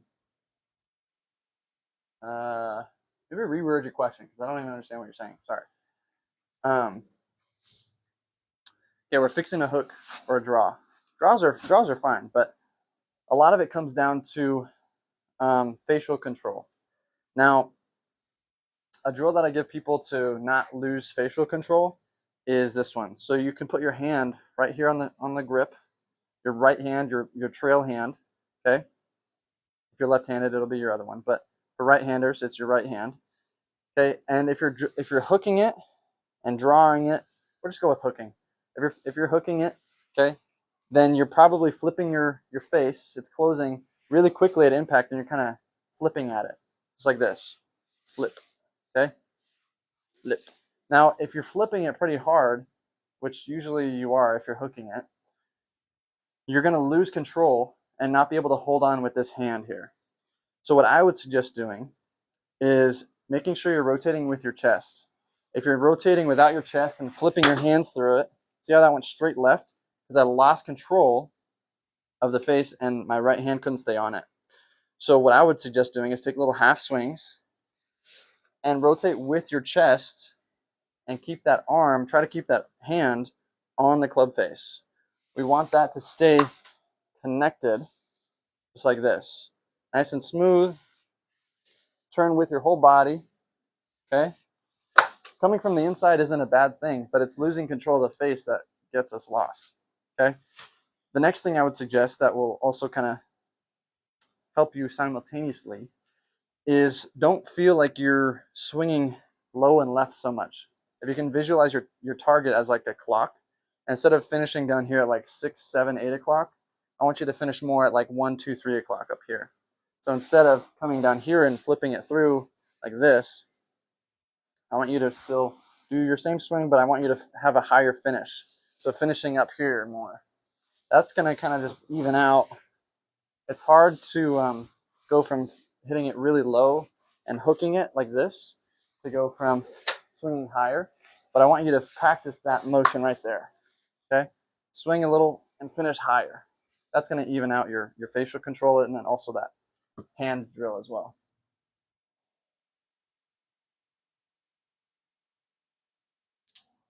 I don't trust anyone who still uses an M6 driver. That's crazy. I got it from OfferUp, so I couldn't really afford anything else. Now we're hooking into out path. Club moves underneath the form. Further extension, hips. Finish low and left. You seem like a beginner. That's crazy. That's crazy. All right. Hey, man. Hey, if you want to listen to that, go ahead, brother. Like that's all good. I'm giving you the tips that help a lot. But if you don't want to listen to it, that's all good.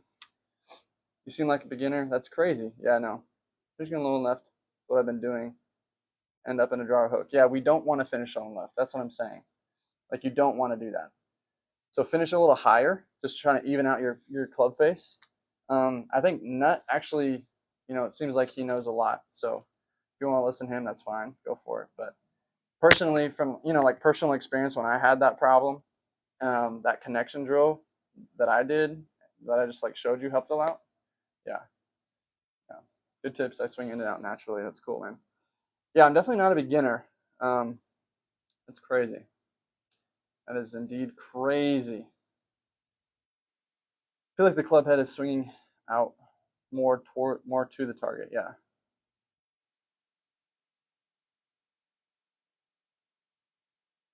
Interesting. What's the connecting drill? I got you, bro. Also have this problem with my driver where the ball seems to curve down.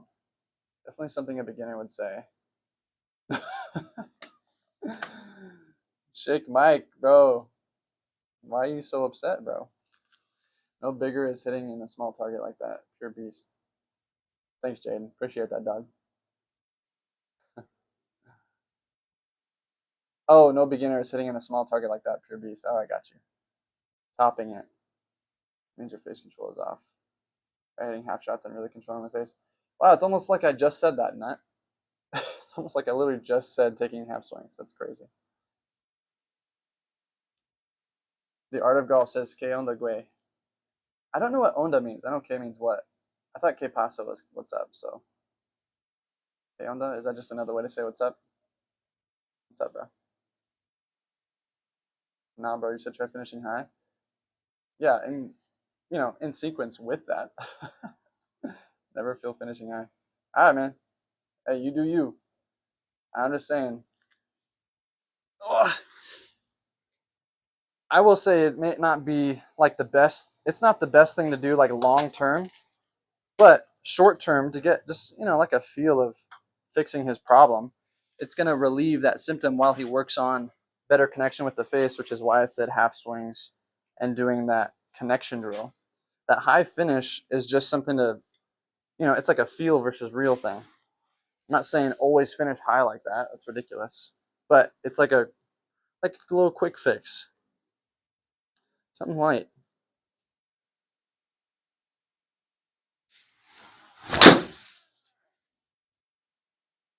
Yeah. Yeah. Hey, man, if you guys have different ideas, it's totally cool. I mean, you can get to the same, there's no pictures on a scorecard. You can get to the same result by slicing it every single shot. So, I mean, if you want a different swing, that's totally fine. But I'm here to offer you advice that has helped me and a lot of other people too. So, it's all good. That one would have sliced for sure. Left that face wide open. There's your slice.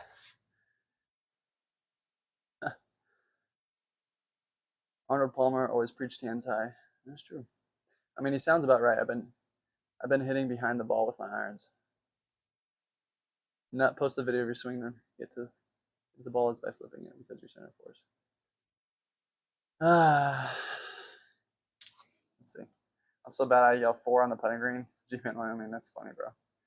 Can I tell where to set the ball to driver head? Yeah, so T Lou, you want it like in the front of the stance. So let's say this T right here is the ball. So you want it just off the inside of your lead foot here. And you want to line your driver up right next to it. I don't know why I didn't grab my driver. I'm right here, but so a lot of people have it like in the middle of their stance. Don't do that. You need that more like on the inside of your lead foot here. And then by that early release, you're going to be able to meet the club square and hit up on it. There you go. I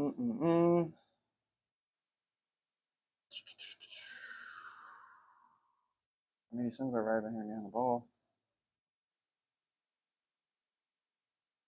My bad for hating, bro. Honestly, good for you. Giving up 3 tips. For sure, dude. I mean, hey, no hard feelings here. Everybody teaches everybody teaches differently. There's golf pros who teach different things than other golf pros, so it's all good. No pictures on the scorecard, dog. No hard feelings. What part of Southern California are you in? I'm in Inland Empire, Rancho Cucamonga. Sir, if you're in the area, shoot me a DM. Let's link up, bro. It'd be cool to play. I can see that swinging upwards can cause the club head to turn over. Okay. If you hit behind the ball with your irons, that means your weight is not. This guy's a 27 handicap. Horrible advice. That's crazy. You know, I'm a 3.3 handicap actually. Shake Mike. You can look me up on USGA if you want. You from SoCal? Yeah, I'm in Rancho Cucamonga. I'm a member at the Bridges. Oh, that's cool, man. That's cool. Isn't that in NorCal though? There's a golf course up in Northern California called the Bridges. Nah, San Diego. Oh, that's sick, dude. Hey, man. Very cool. Well, maybe if you want, link up one time. That'd be cool. I'd be down to do that. That'd be awesome. Shake Mike. Shake Mike's a little. Shake Mike, I think, woke up on the wrong side of the bed this morning. If you're chunking and topping your irons, it's just because your weight's not getting through. You're stuck on your back foot. Definitely need that weight to get forward. On your backswing, your weight should be like 80-85% on your front foot. That's just like the standard. That's why Tiger does that drill where he like has that knee here and he's coming here like this, right? He's getting the feel. So on that forward, we need that weight on that forward foot in that backswing like here. If we have our weight on our back foot like this, you're going to drop the club in, you're going to chunk it. If you really reach for it, you'll top it, slice it, all that garbage. But if you get your weight through it, boom, you get good compression, good distance, all the above.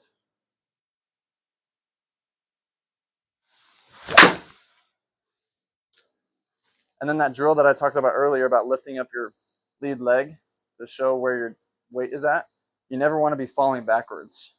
That's just gonna like immediately signify whether you got your weight through or not. If you lift up that back leg, you fall backwards. That's a no-no. That is a no-no. I'm in the East Coast though for college right now. That's cool, Nut. Vier's best course in SD. That's cool, man. Yeah, I've never been stationed there for 8 years. Love it there. That's cool, man. Well, thank you for your service. You're stationed like military. Yeah, I don't think I've ever played golf in San Diego or Los Angeles, by the way. Never made it over there to play any golf. But I hear golf out there is fun. Yes, sir.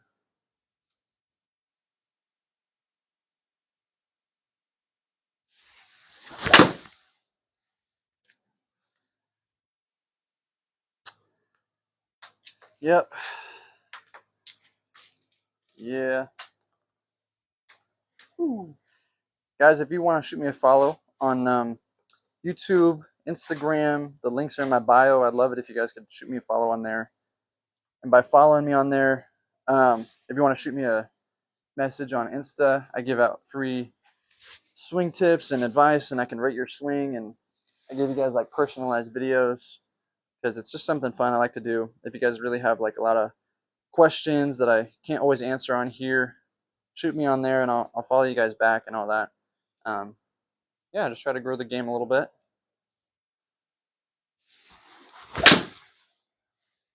Just some tips from a good golfer. Not a pro like Mr. Nut is over here, but yeah.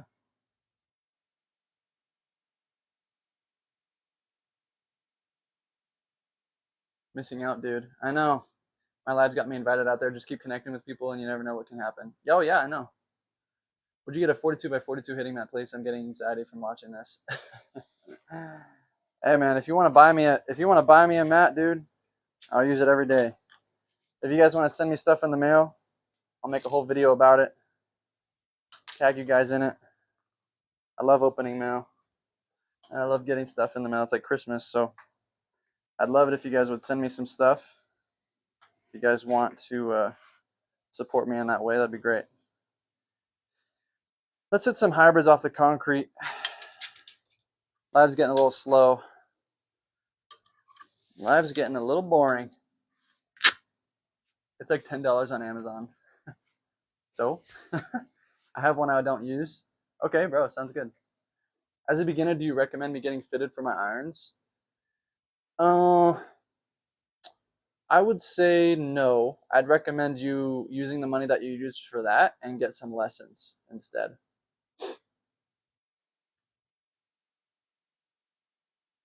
Yeah. Yeah, G-Man, if you feel like sending me something, I'd love to be the recipient of that. Yeah, but I'd say use that money on a golf lesson instead. That is much better bang for your buck. Because up until like, I don't know, 4 months ago, I hadn't ever gotten a lesson. And I got down to like a 6 handicap without a lesson. So you don't need lessons. They just would severely help you. You'd get better a lot faster. So I would recommend it, honestly. Yeah.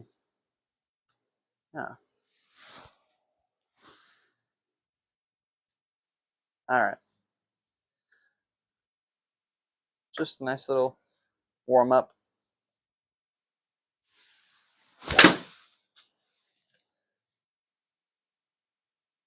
Nice little warm up. It's getting kind of warm here. It's getting a little warm here in SoCal. I thought it was supposed to be cooling off a little bit. Maybe not.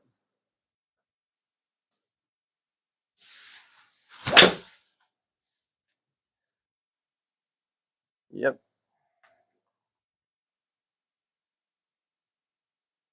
Is this better? Do you guys like it when I don't use the dirty mat and I just hit off the concrete here? This is better for you guys?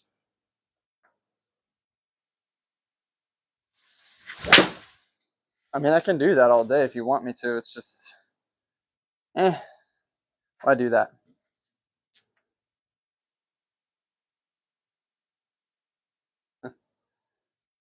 Yes, lessons for sure.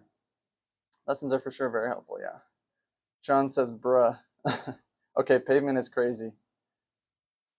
No way, he's bugging.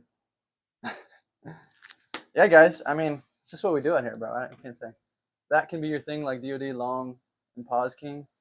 What? No way. Yeah, that's kind of what I was thinking, Mark. Like, this is kind of like my thing. But, yeah, Mark said it.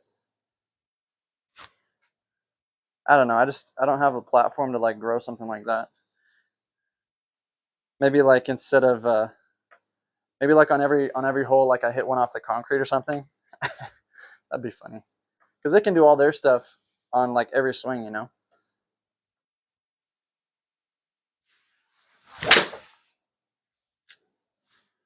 Yeah. But it's cool. I like it. I think it's fun. That can be your thing, like DOD. Yeah. Who wants healthy wrists, anyways? Did you happen to go over tips to stop flipping? Had to leave for a bit for a work meeting. Well, oh, Philip, no, I didn't actually. I stopped flipping. Yeah. So a good drill for that is one I did. I did actually go over this, but we'll do it with the driver just to kind of give you a better visual. So a tip that I share with my students on how to stop flipping and stuff is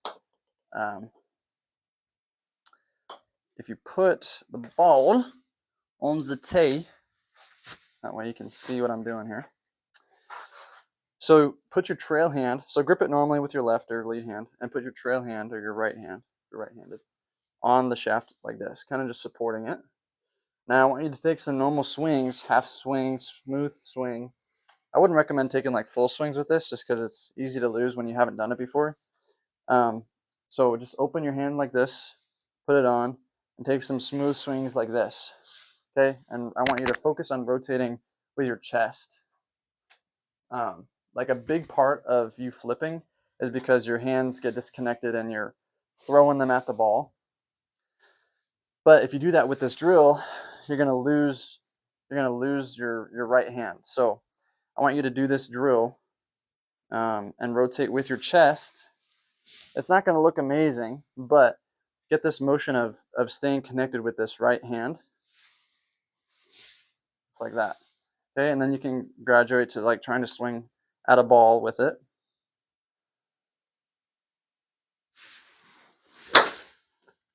I will say I don't really do it all that much, so I don't really have the feel down for it, but that is the move that helps stop flipping. I've seen a couple head pros give this advice out. I'll try to do it a little smoother. There you go. So it's all about going in one motion with your chest, because when you're flipping with your hands, your hands are becoming disconnected from your body, and you don't want that.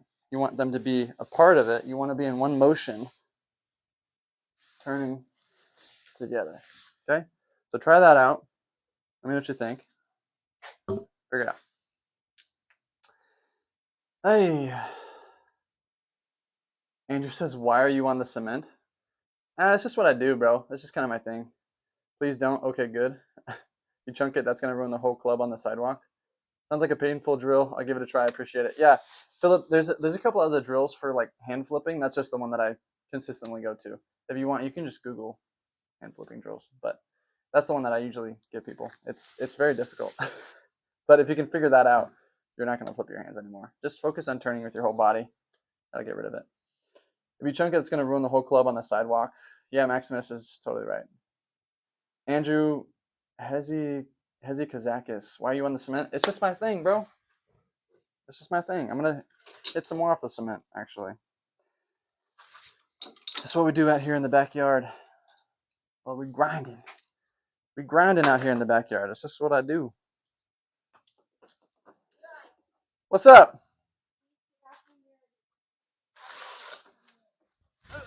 Did you guys finish your pedicures? Very cool. Well, boys, that's gonna do it. We've been on the live for quite a while now. So this will be the send-off. Appreciate you guys for tuning in with me. Been very cool. Yeah, you guys are super dope. Make sure you guys follow my stuff, and I'll follow you guys back and give you guys some free drills on Instagram. If you guys could follow me on YouTube, that would help me so much. I'd love that more than anything. All right, here's Elijah signing out with the classic hybrid off the conch. Hybe off the conch.